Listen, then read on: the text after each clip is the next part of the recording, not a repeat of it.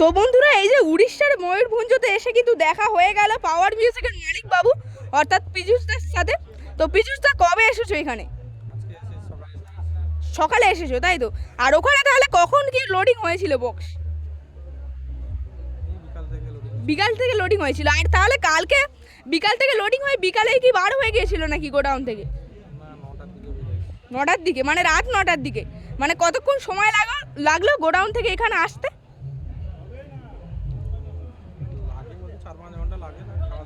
আচ্ছা আচ্ছা।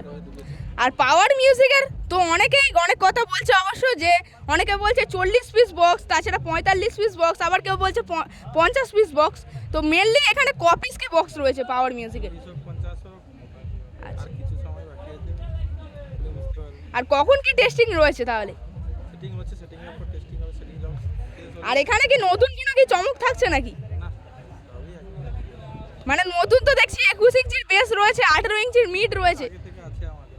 আগে থেকে নয়, মানে টেস্টিং এর পর কি এখানেই, মানে এত বড় একটা ফিল্ডের মধ্যে এখানেই এলো? আচ্ছা আচ্ছা। আর হরিদ্বার কাওয়াড়ি যাত্রা, তো সেখানে অবশ্য শুনছি যে পাওয়ার মিউজিক থাকবে। তো ওখানে তাহলে মেন প্রোগ্রামটা কবে রয়েছে?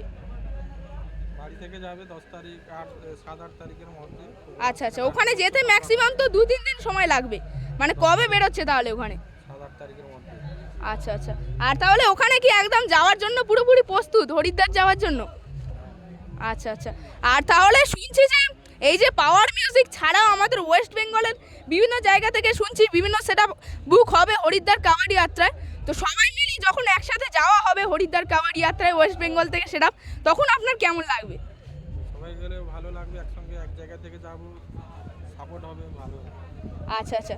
আর এখানে তাহলে কতদিন থাকা হবে? আজকেই। আজকেই? আচ্ছা আচ্ছা। আজকের পরে চলে যাওয়া হবে, মানে টেস্টিং কখন হবে? টেস্টিং সেটে এখানে চলছে, কাজ চলছে, শেষ হলে। আচ্ছা আচ্ছা। তো দাদার সঙ্গে পরিচয় করে খুবই ভালো লাগলো, তো দেখা হবে আবারও।